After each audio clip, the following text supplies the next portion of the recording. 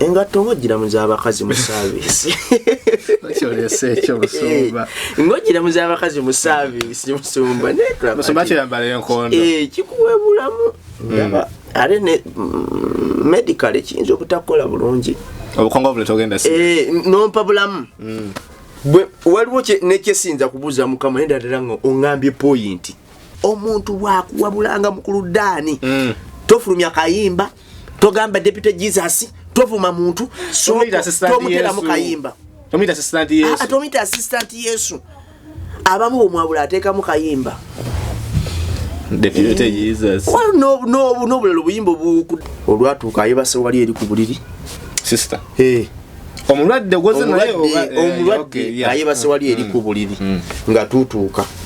Tukuta amafuta twagana n'amafuta. Olwatuuka nga kumba obudde bwe tujjidde waliwo n'omusumba omulala ne group ye bajja yasabira ono omulwadde kati yali fe yakajja fe naye fe kale fe ngadi betwali tufanye ku bantu balondola ono ki kubanga abasumba tebakyafa ku bantu goba ovaawo n'ovaawo ng'omulala ajja munange nga pastor ajja tuli musala yatusanga tuli mu kusaba nga yajja nga tabaka amafuta gaffe bade manyi nga abeyungako nga mukwata kyoto ye nga abaka amafuta gaffe nga agayiwa mu ngalo ezize nga akuba omukono mu bitundu by'ekyama bya sister nga agamusiiga nejupa twagimulekera naye kati gwe bobeera nga buli akunenyako omuyita Deputy Jesus omuyimbira akayimba omugulirako enjiri ku Sande nze abantu yantuma mumanyi abamu kyakola akugoba mu kanisa akukolimira ng'oweri ofuse muzimu temudamu namusi tewali kati abalala buli lwa Sande kati ofuuka obeera part of his preaching tabayo nga takusudde kagamba ayina okubuulirako abakajanja banalwoyo abefulamu abategera Yesu tatuuse okugoba mu kyakyo anti olwakugobye kota soka kubeera mu kyakyo Sande gwe balina okubuulirako kankubule ekyo si kyabwa kana pastor oyina okuwabulwako bwoba okoze ensobi kubanga naawe oli muntu oyina okukkiriza owabulwe wabula kikolebwa mu nkola mutual love wabeerawo tukikola nga pastor ali honored tomusiza tomuwebudde tova eri kumulekanira bulekaniza naye kati gwe bwobeera nga buli akuwabula omuvuma omunyiigira omuyimbira oyo nalwoyo omwe temumanyi Katonda nze amutegeera Katonda yampita mumanyi Export TV to the world.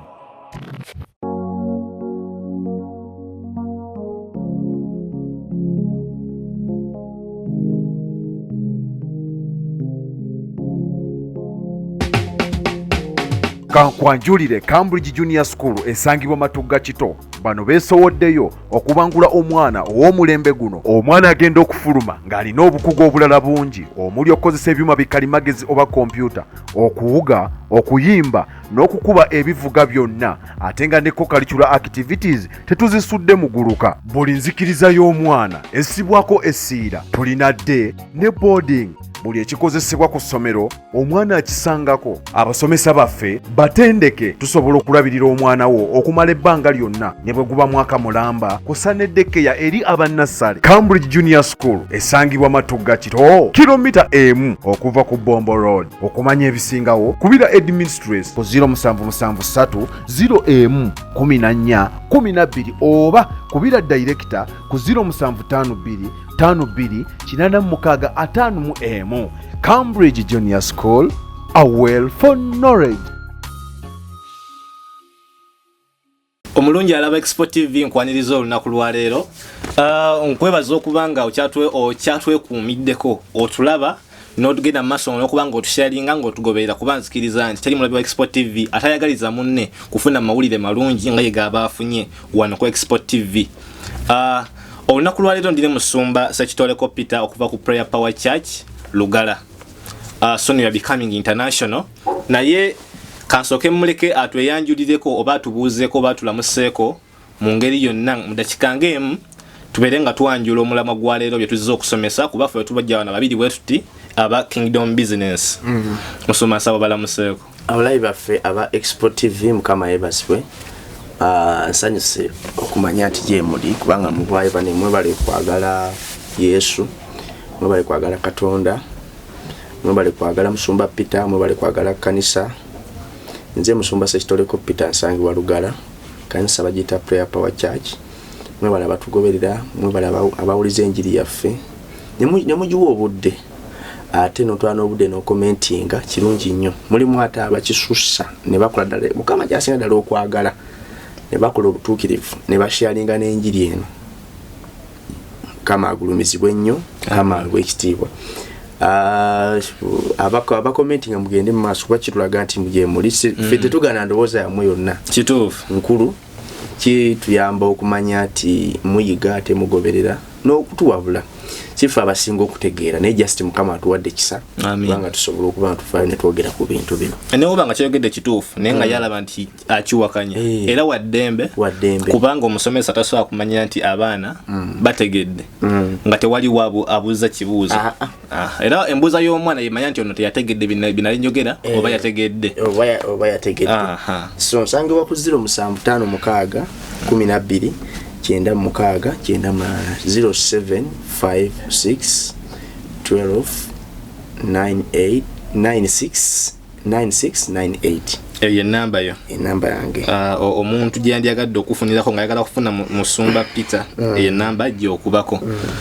Mu buufu bwe bumu sijja kubajjukiza nti nga mukaaga no nga 3 soka nga 3 nga 3 omwezi guno tuyina ensisinkano eya Prayer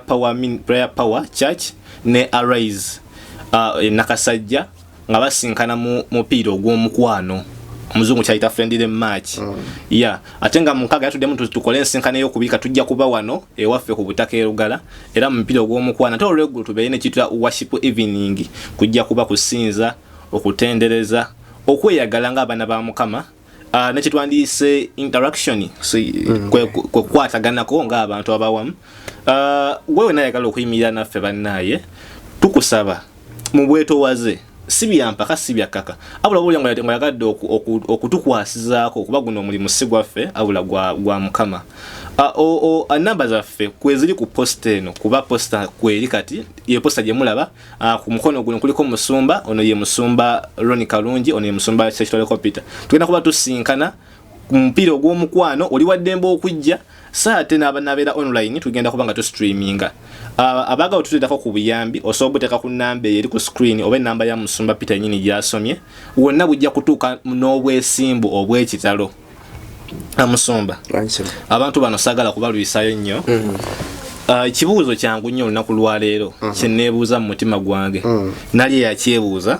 wadde nga tafuna mukisa kukutuukako ate ne comment section tebagala gikozesa. Musumba kyandibadde mu right order oba kiri mu bugunjufu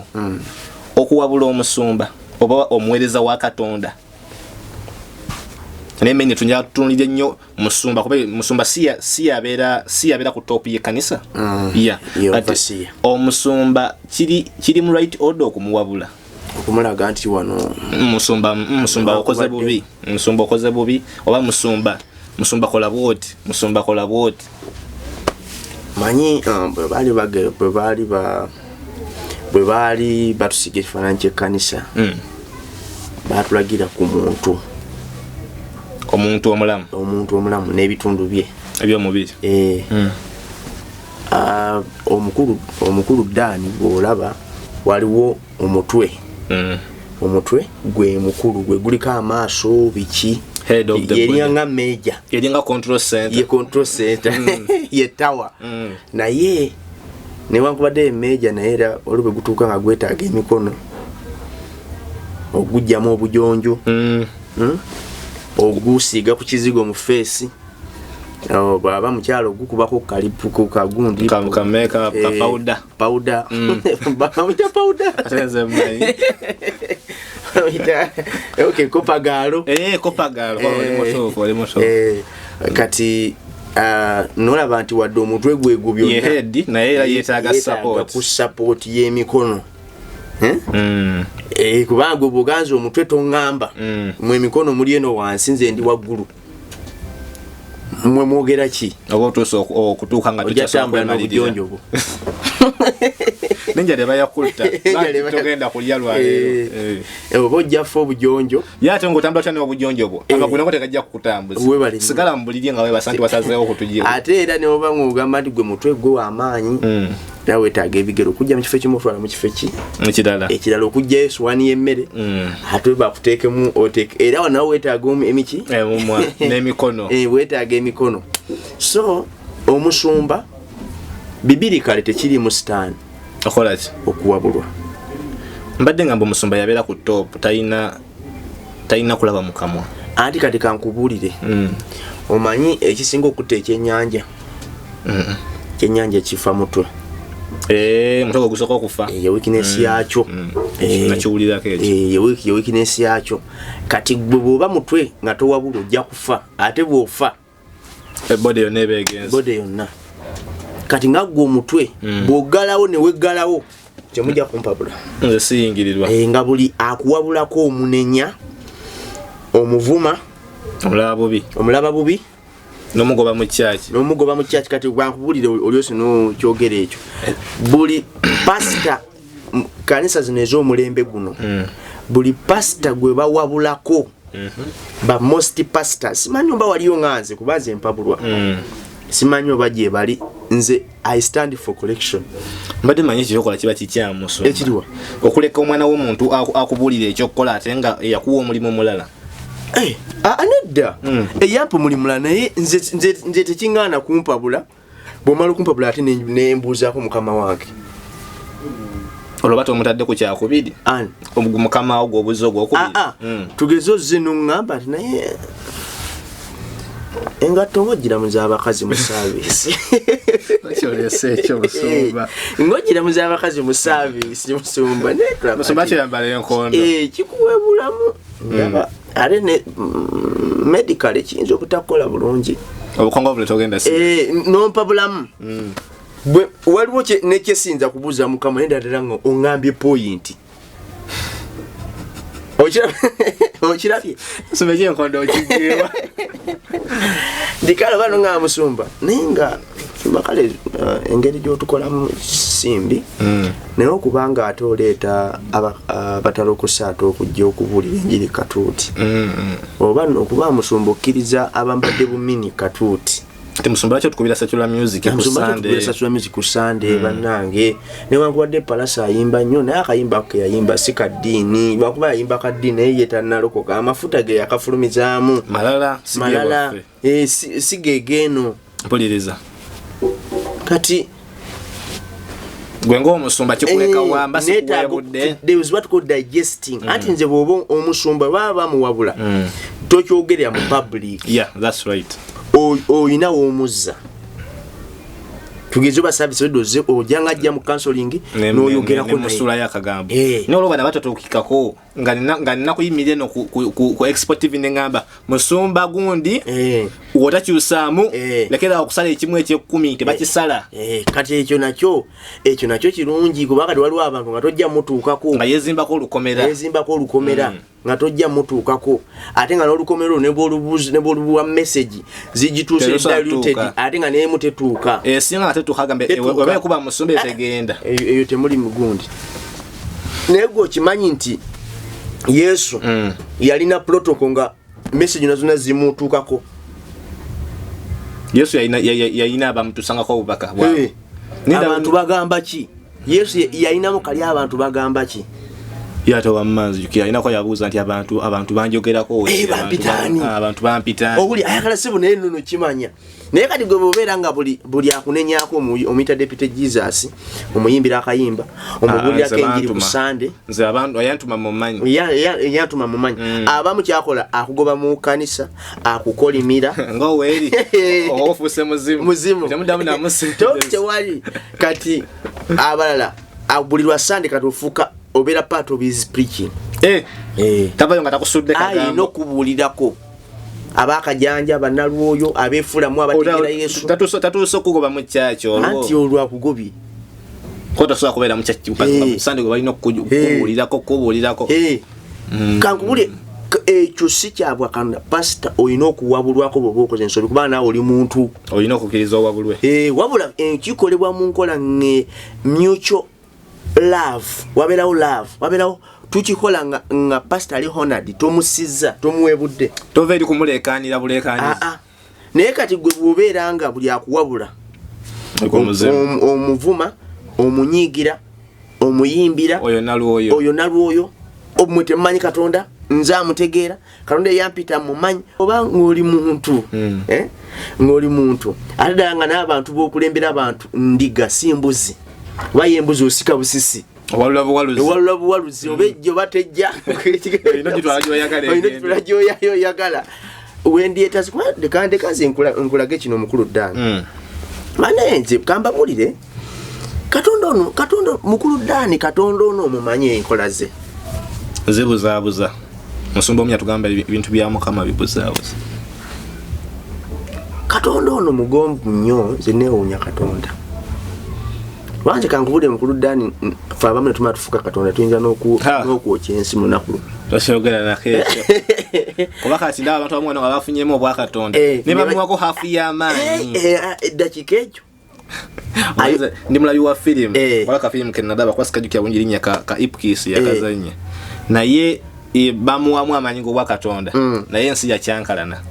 Katonda yamugamba buli kyenkola weemulugunya buli kyenkola weemulugunya oneemulugunyizaako kati kankuwe mu maanyi gange olunaku lumu owulire naye ensi yagwa mu kavuyo yagitabula ensi yatabukirawo yagitabula kankubulire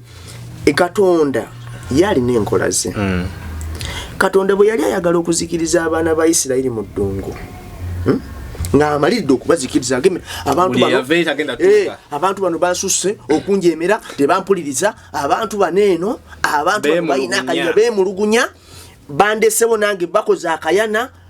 kati bavudde Katonda omulamu bagenze ku kayana kebeekoledde leka mbasaanyewo omuntu obuntu mulya mmere Musa najja n'amugamba naye Mukama wange saasira olina nnyo amaanyi nkimanyi mu ngeri yewaana olina nnyo amaanyi nkimanyi era n'okulowoozako obulowooza bwoti sibasobola okuzikirira ate nga wekiri naye ekitiibwa kyo kinaabeerawa Mukama ng'abantu bano babajja Misiri Abamisiri ne bakiwulira nti ate bazikiriza mu ddungu obeera nga yabajja eryo obeera nga eyagala kuteeka mirambo eri ojagireete no gife Mukama ekyo kikuweesa ekitiibwa owulira Bible egamba and God repented Katonda yennyini n'amenyeka naye gwe okimanyi nti pastor ne baba yakoze njagala ombulire pastor yasomesa ekifu katuuti nga yaddayo ku Sunday n'akitereeza akivugira awo yakimaladde okikola kyayirawo njagala ombulire nti pastor asobola okukola ensobi n'avaayo nemugamba ne pastor obuwala bwa kwaya ng'obuyisaamu nnyo eggaali olaba olya pastor Mukamwa pastor mutandiko otya pastor ekintu ekyo bannange nga si kirungi Katonda wange obeera omujooze omusumba olondola omusumba kasobola okusomera akanyiri kano kuva 34 olw'11 Mukama bwe yeenenya lowooza kino kyenkulagira leero laba ngoba mu maaso go Omwamoli n'Omukanani n'Omukiiti n'Omuperusi n'Omukiivi n'Omuyebusi 12 weekuume wekka tolagaananga ndagaano n'abo abali mu nsi gy'ogendamu oleme okuba ng'ekyambika wakati mu ggwe naye muli menyaamenya ebyoto byabwe muliyasa empagi zaabwe muli tematema basera zaabwe kubanga tonsinziza Katonda ndi mumeka oyise oda kuva musumba aga kutulaga akajiri akalaga Mukama kennyini oba muti nkiyite kumutereza oba mutunuza mu kyali alowoozezza ekitali kituufu naye Katonda ow'eggulu n'ensi Bible egamba nti n'amenyeka neyeenenya njagala mbalaga akanyiri kano kubanga kagenda kutabula bangi kati njagala nkabalage njagala nkabalaga abantu bategeere kyendiko si bya palapase kubanga abantu Katonda teyenenya Katonda yennyini ne yenenya nakakana nga musumba wano nyakanyirire kuva abantu bano kambajjukize amungaga wafayitibwa God Hills Herbal Medicine ono yakugukamu kujjanjaba ebirwadde ebyalemerawo si byewafunye ejjo byokka wabula n'ebyalemerawo abikolako simanga nina sinuses brain tumor simanga low sperm count back pain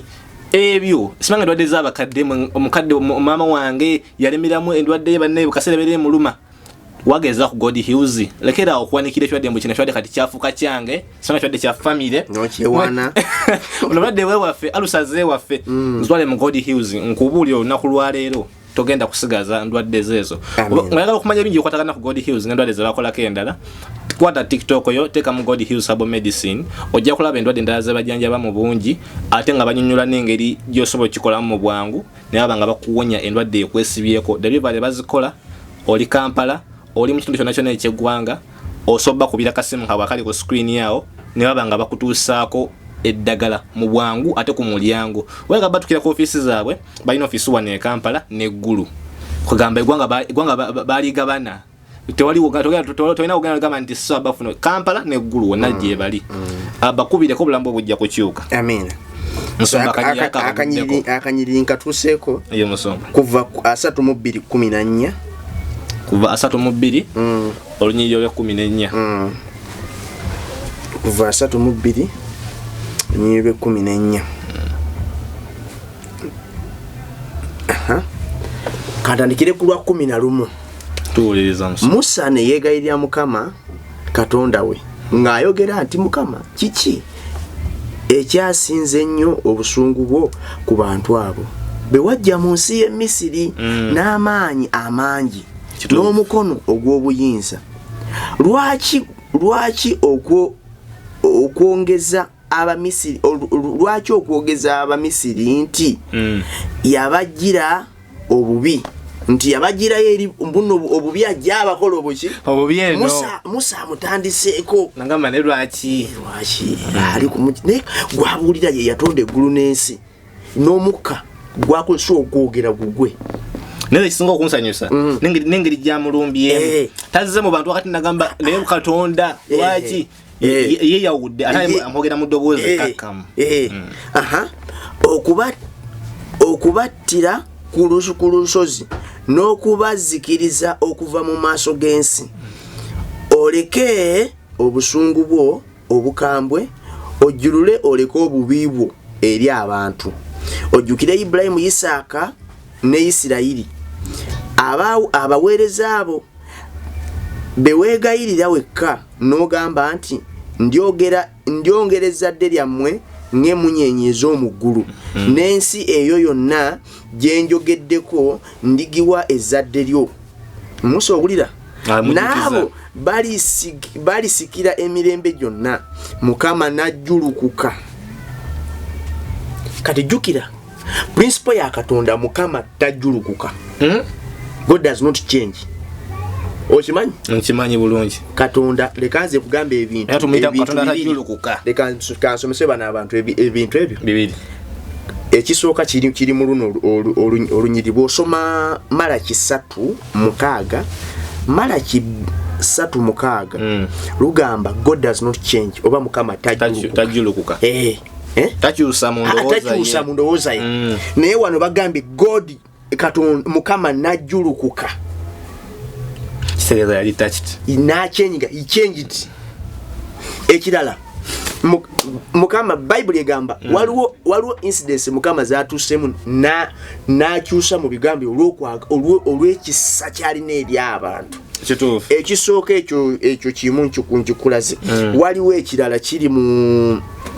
Malaki 3:10 egamba munkeme n'emu eby'ekumi kyokka ate nga Bible egamba tokemanga Mukama Katondawo ne owulira nage munkeme yekayini akigambye kati kwengezesa kati wano bulya wano Mukama najjulukuka n'aleka obubi bw'abadde ayogedde okubakola abantu be Musa amugambyeko Musa yagamba ku Katonda Katonda naye teyajema kugamba nti gwani bate abakuba man of God that one was a curse. Musa yaita komawo wansi mu bamutugireyo bwe kankubulire mulaba omukulu Dani omukulu Dani kankubulire kino Katonda ali so humble feche tute abefula baweza ba Katonda fatugamba Katonda atawa busungu nnyo ate nujjukira alwawo okusunguwala Katonda singa abadde okimanyi wenenya mu kanisa oba tonatuuka akanga waye nga balino nyedda naakuleka ne mu kanisa onyo Katonda akufuluma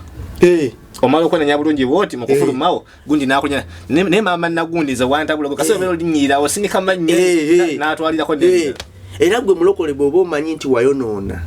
sagala ogwe mmanyo gambe nti Mukama talinsonyi Katonda wakisa nnyo uli akati Musa amugambyeko tamukolimidde tamukubisiza laddu tayasemiza takamumira tasindise ddubu gundi abayo egundi Eliya abavubuka bwali abavubuka 10 bamusekerera alina ekiwalaata bamusekerera Eliya nasunguwalawo nejja kuba naite eddubu ne libamira wanje nabbi gayigama ne ulira Katonda ye Musa amunenyeza muge Mukama nawe abamisiri banakwogera kuki nti yabajeyo kujja kubatira kamba somera abantu virgin ezenjawulo bawulire Katonda bwagamba 14 and God did think twice yakirowozaako ogwokubiri emirundi ebiri ng'akirowooza agamba naye olonowing yakirowozaako ogwokubiri omuntu bwakuwabulanga mukulu Dani tofulumya kayimba togamba Deputy Jesus tovuma muntu tomuteramu kayimba tomita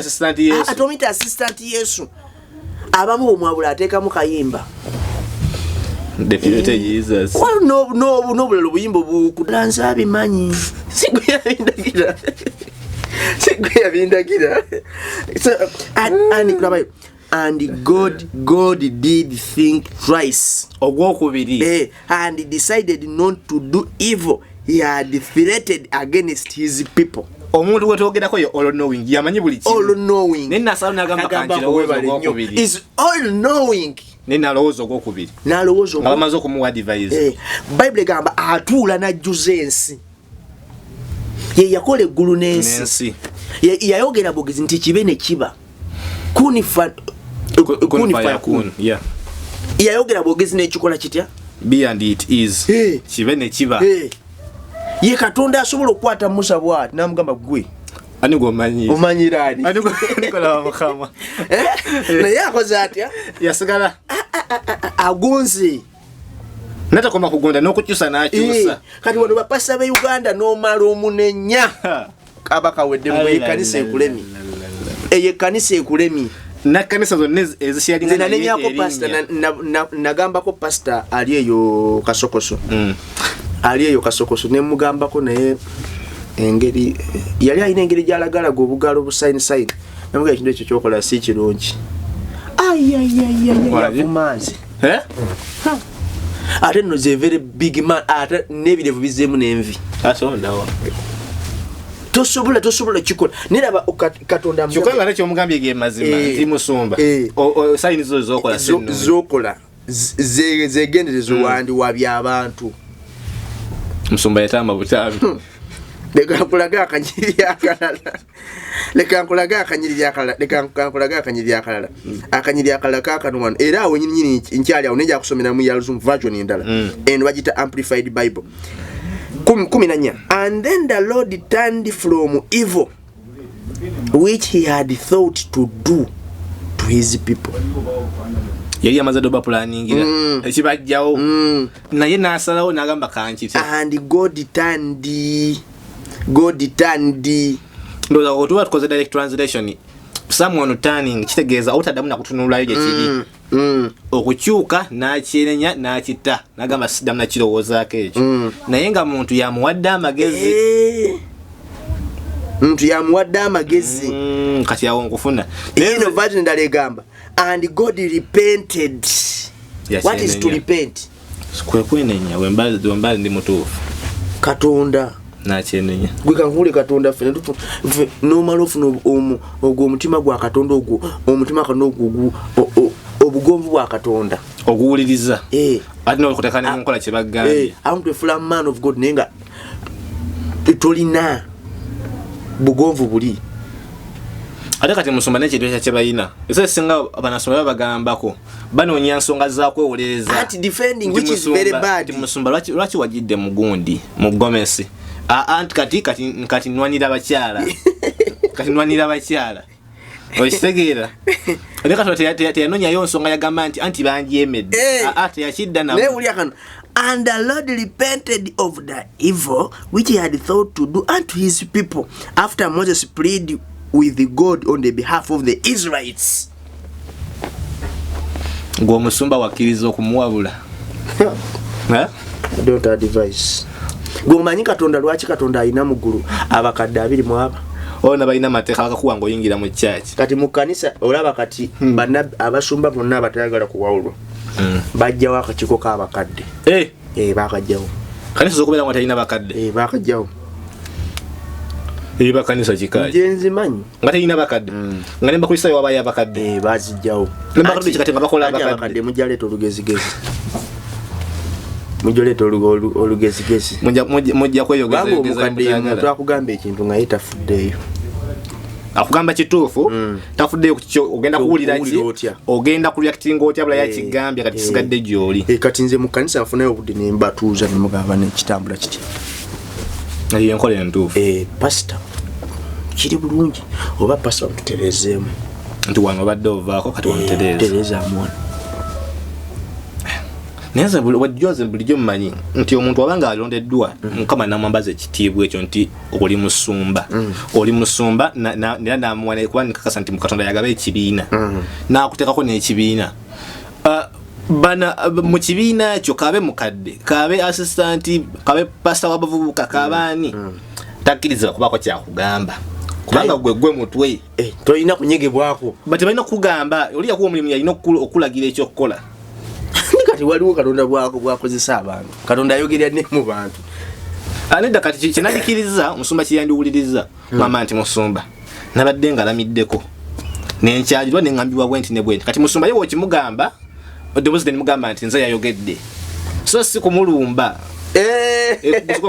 musumba anti kati waliwo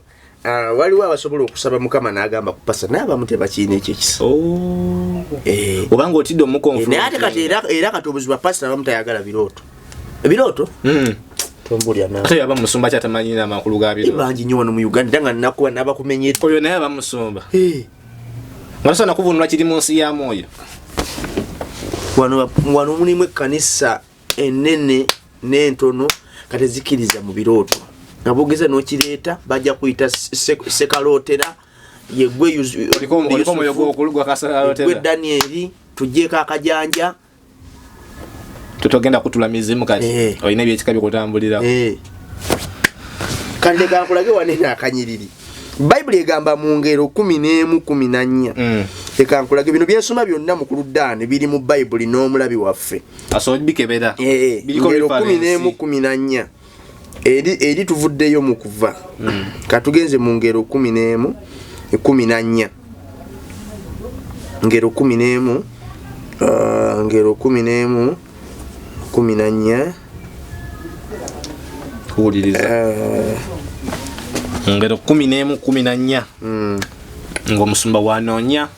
nga nange nkwanjulira Alpha Media Productions eno company gagadde yeewaddeyo okukolera emikolo gyonna gwe buli mukolo gw'olina ng'oyagala gubeere nga guli memorable kubanga gujjukirwa guleme kuva mu birowoozo oba ogugabaneko n'abantu abalala lowooza ku kintu kimu kyokka ye Alpha Media Production bano bakola buli kika kya mukolo okujjako ndowooza kwabya olumbe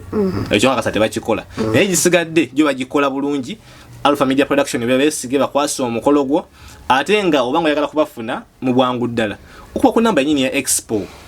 ne kuba essimu zaabwe bazikwata mu bwangu naye batogifunye era osokubira expo enyini balina branches 2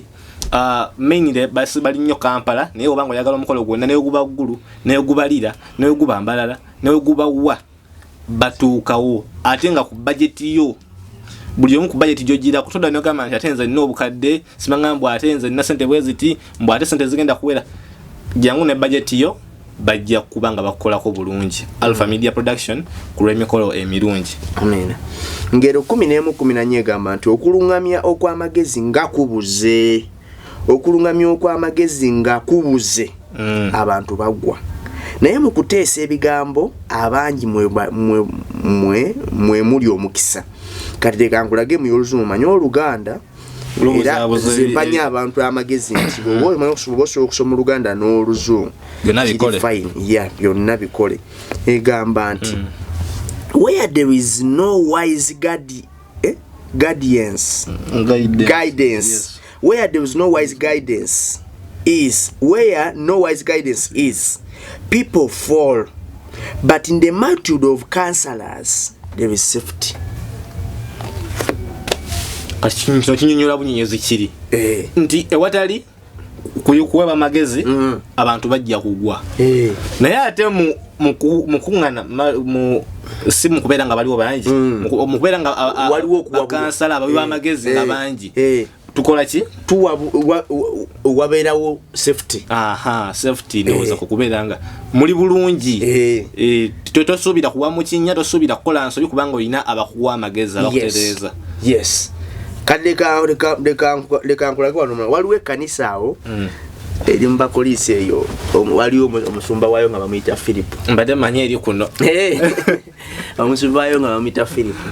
Philip yali yasoma philosophy yali yasoma musomi yali jukira yali yasomera eyo Philip yali yasomera mu Alexandria University tomanyi nti Alexandria eyo mu Greece Greece bali literate before bafuna mangu okumanya era be bajje Misiri ne bakole ne baleeta Misiri eryoke Misiri efuuke y'amaanyi kubanga Misiri edda ebiseera bye Yesu mwe yagira yali nga Amerika ya kakati wanje kikyaba dusogende Misiri okufuna obuddamu yali nsi y'amaanyi tasobola kumungisoko nga togenda mu Amerika ngatuli kati waliyo nnyo okumanya civilization yali waggulu nnyo naye nga yaleetedwa Alexandria wa Greece Alexandria ye yagireeta kati Philip yali yasoma naye nga Philip alina obuzibu bumu abuulira kubatiza kwa Yokaana ate nga tuli mu biro bya Yesu ali mabega w'ebiro okitegedde mangu yali outdated simanyi oba omulabi waffe akitegedde Philip yaji after Yesu kyokka ate ng'enjiri gy'abuulira kujja kwa Yokaana ate Yokaana nga ye yabuulira kujja kwa Yesu kitegeeza nti yali steps 2 emabega kyokka ate nga Philip gw'olaba mu bikola by'Abatume 18 awo nawona 24-25 yali yasomera mu Alexandria kati ne wajjawo basogenda astray sigamba nti nze brother Dan kati nze nasoma nze ndi omu ku bapasita abaasoma obwa pasita naye ate sisobola nnyo okukyeteekako anti kati badegenda kugamba nti katulina abantu abasoma bwa pasita ne bafukana ba dokita wano mu Uganda President Museveni n'amulaleetanga ebiri egundi e Rwanda nti atasomye bwa pasita agalewo ekkanisa nze siggalawo naye waliwo abaggalawo naye amakanisa gasinga tegaggalawo naye ate nze ekyo kyokka tekiŋŋaanye kukola ki kuwabulwa ate tekiŋŋaanye kuba nga nkyayiga onfuna anti era Buganda gamba nti yakobo okubuulirirwa n'okumanya aba yakobo togenda kufuna otya okumanya nga tebakubuuliridde kati Philip yaliwo nga yasoma naye ng'ensobi gy'akola abuulira kubatiza kwa Yokaana bikola by'Abatume 18 kansome endowooza 19 nkulage kati ne wajja abawala bano nga bakozi ba tenti Akura yali mukazi na musajja Akura ne Priskira nga bakozi ba Weema bakozi ba Weema okijjeeyo bulungi nga bakozi ba Weema nga bakozi ba weema bali awo atabitegeeredda tewali nga uzi hotel so kati ng'omuntu aba atambudde bakola either tent yezennene obanga wabanga tewali structures ziri bulungi nga kati tent yalinga main source of accommodation shelter main source of shelter yali shelter bano bali bakozi ba tent bakozi ba weema bakozi ba weema nga zalinga mayumba g'ebiseera tugambe yes kale kankulage 19 kati bano be bagambako Apollo yali munne wa Filipo kati ate ne bagambako Filipo Apollo yali mu mirembe gya Filipo era kati sorry kanterezemu yali abulya yali gundi yali yali Apollo yali abulira ebirali mu mulembe backward Apollo kati olwatuuka Apollo bwe yali ekoliiso Paulo bwe yayitira mu luyi mu njuyi eziri waggulu n'atuuka mu Efeso n'asanga abayigirizwa abamu n'abagamba nti mwaweebwa omwoyo mutukuvu bwe mwabatizibwa bwe mwakkiriza ne baddamu ne bamugamba nti nedda n'okuwulira tetuwulira nti waliyo omwoyo mutukuvu ina pastor Apollo ate yasomera mu Alexandria kikagenda ku player power no babuuza nti bali naye Yesu yebazibwe ate Yesu yetuli ya bane babuuza Yesu yani ndio kati mukola ati batugamba yani yali wa before Yesu batugamba ku Yohana yebazibwe Paulo nayogera nti Yohana yabatiza okubatiza okwokwenenya n'abagamba abantu bakkirize agenda okujja ennyuma we ye Yesu bwe baawulira ne babatizibwa okuyingira mu linnya lya Mukama waffe Yesu n'erinnya baali tebaliyingira nganamu Katonda wange awo Paulo bwe yabassaako emikono omwoyo n'ajja ku bo ne boogera ennimi ne balagula okukkiriza baalina nga bakkiriza kitaliiwo kati 18 leka nkulage emabega bwenzirako emabega nkulage ku Priskila awo olwatuuka ebyo n'ava Asena n'atuuka e Koliso n'alaba omuntu omuyudaaya erinnya lye Akula eyazaalibwa mu Ponto eyali Ponto yali kyajje ave eyitale ne mukazi we Priskila kubanga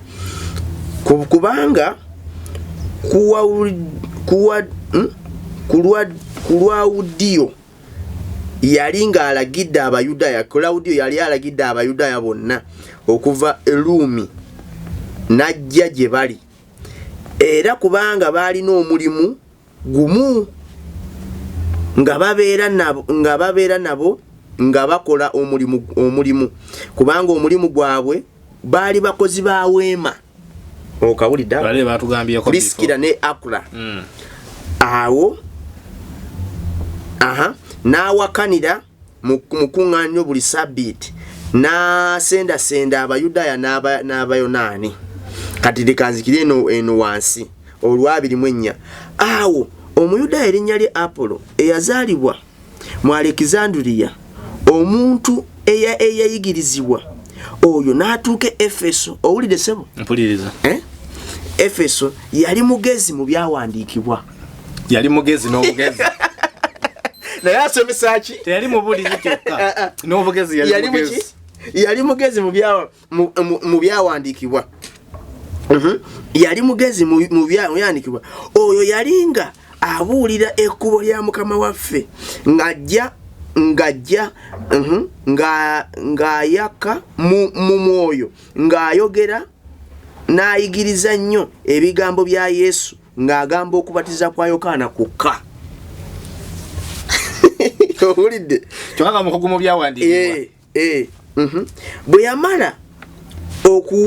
okuwunguka okutuuka Ekaya abooluganda ne baguma ne bamugumya ne bawandiikira abayigirizwa okumusembeza bwe baatuuka ne bamugamba nnyo akkirize olw'ekisa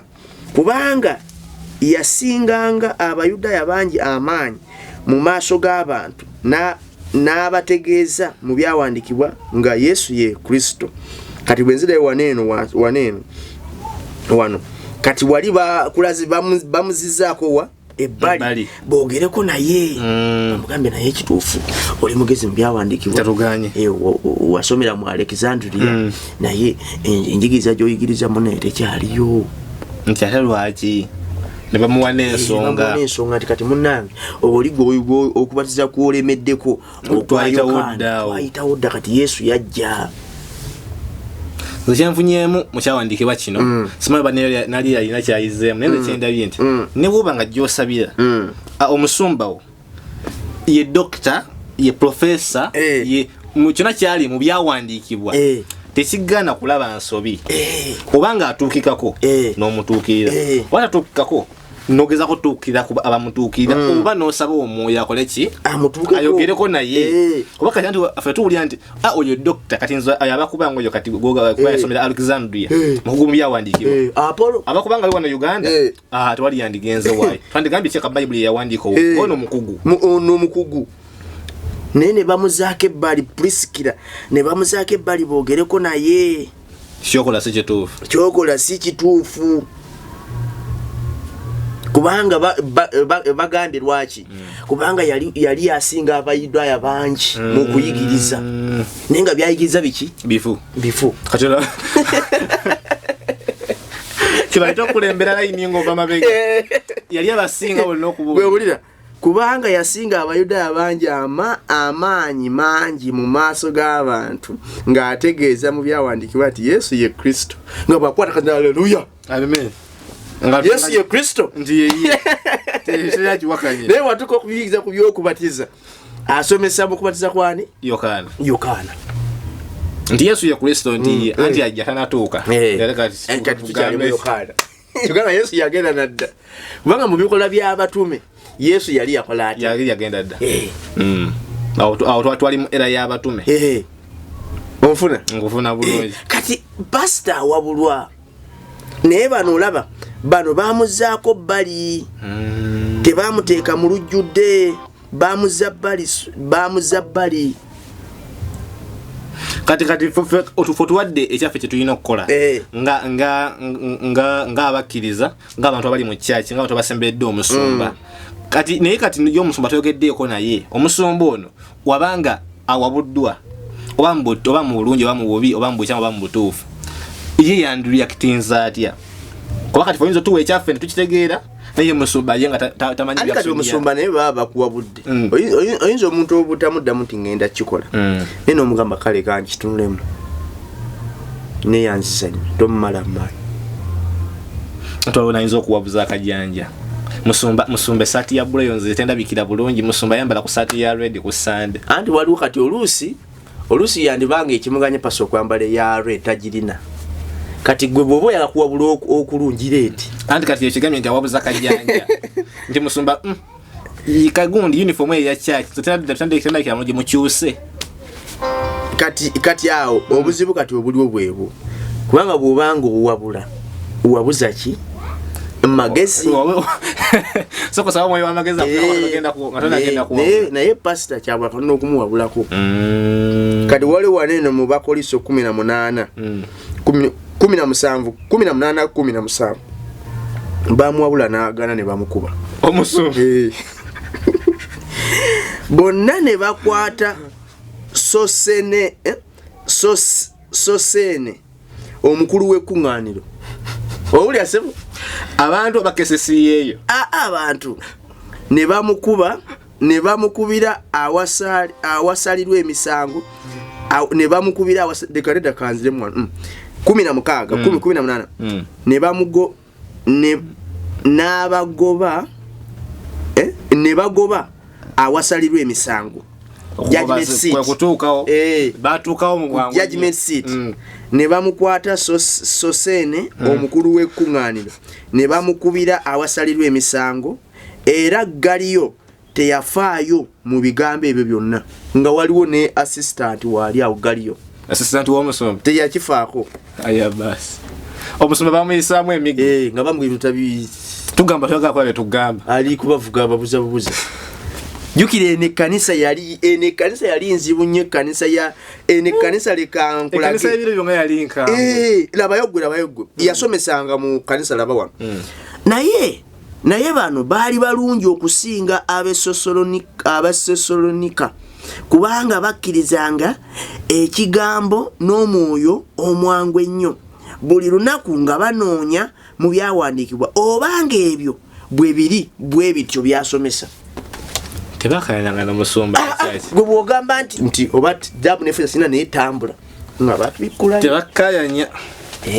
nga bakeberawo nti wekiri tumulina kati gwe bwogamba nti mujja wano mbayonka amabeere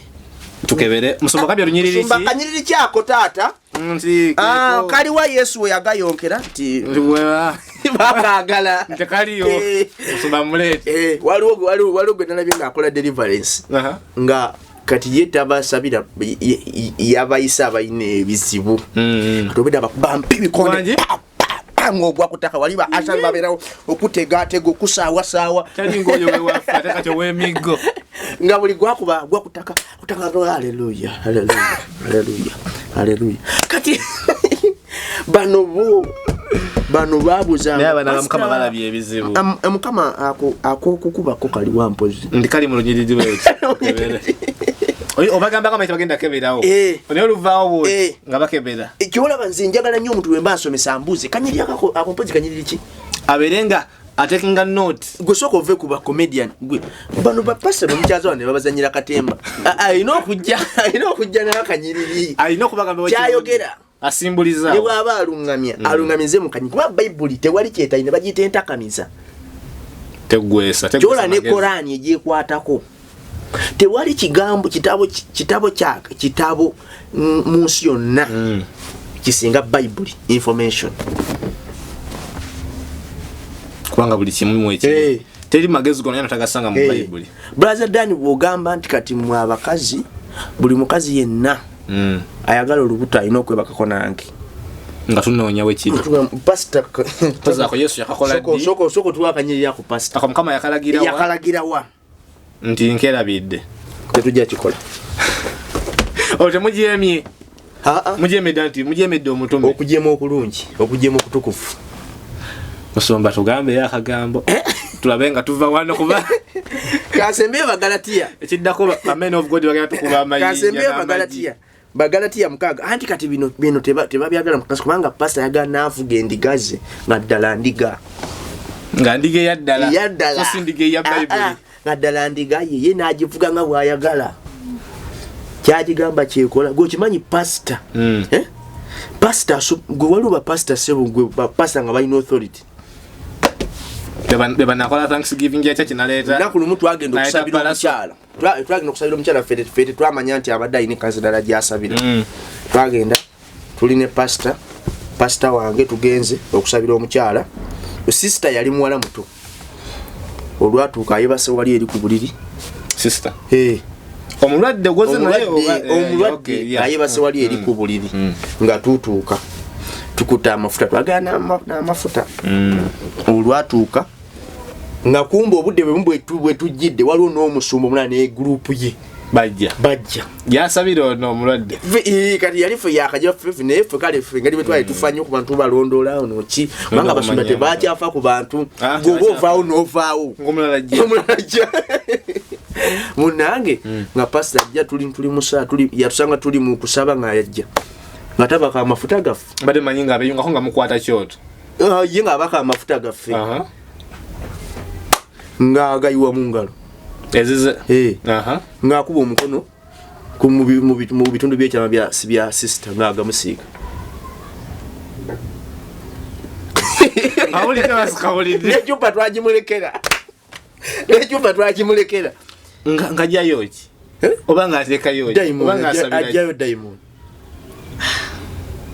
twasibulira nawo nekyupa twagimulekera musumba yali abalakazi kuba omulwadde abantu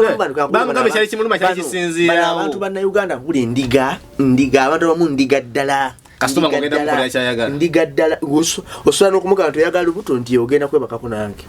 nti musumba sina mbuzi banfuna olubuto oyagala bugagga nti ngenda kuyonka amabeere nti musumba yonfuna obugaga tabuuzaako nti pasita kaliwaako musumba ekyo kisimbuliza kubanga Katonda alabirira kigambo kye pasita kaliwa kubanga Mukama alabirira kigambo kye kandageeko wano bagambye pasita yali akola byafulumuntu ne bamala okuba wawana mwenna basaba kuolu kati weekend ako zino tulina ne kamera ku chai tulina control center tumanyi buli face ya muntu yayingidde tulina ne registra ni nama nabaga simu tugatereka kati gwe mukuba musumba nga gwaliko ku ndako lwasaba checha kuleta ku chachi wayoza kuba musumba kuolo okuwacha man of god ntwamwabula chachi yamwe you gonna be cast chachi yamwe je mwali muwabulira kati kasembeo kano bagalatia mukaaga olusooka baana ba Mukama okuwabula sikubi naye kukolebwe mu buwombeefu abooluganda omuntu bw'alabibwanga ng'ayonoonye ab'omwoyo mu mulongoose ali bw'atyo mu mwoyo omuwombeefu nga weekuuma wekka naawe oleme okukemebwa oba oleme okuwoona naawe Kategedde. Nange sembabuza nti bakawulidde bulungi ako. Okuwabula sikubi nekole muki mu buwombeefu. Kati gwe pasa bagamba nti kati ngenda kukuba kiisi. Diamond ye eri mu kamwa. Togira banke oyo naye nunno gyali. Diamond nga yakuba kiisi. Wanje? Bakyala. Abakyala kale abakyala ntumanyi mu kanisa be basinga ate abakyala bagonvu. Ate sebalwako nali manya na sina wa Uganda namulaba omusomba ogenda kula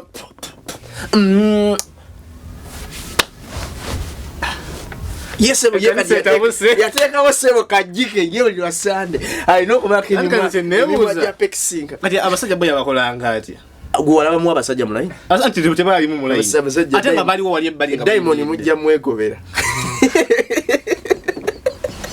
mwa mwagenda mangu zembana manyi nti akwata no mukyala namujja mu Diamond namusinika nakimo wona damu namujjamu kati nze obanenze sikuwa na mukazi wange nze mukuwa nti amazima ngogambe nti era nomala ne basimba line ne basimba line